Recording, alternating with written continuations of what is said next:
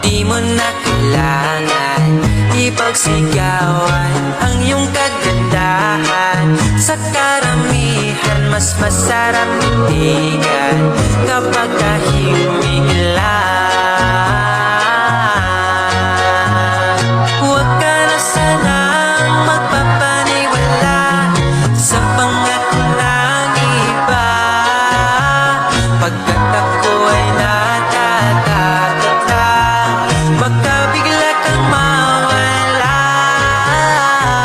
Pwede bang magkita sa Valenzuela, manunood ng sine? Ako bahala, di baling magka-traffic, basta kasama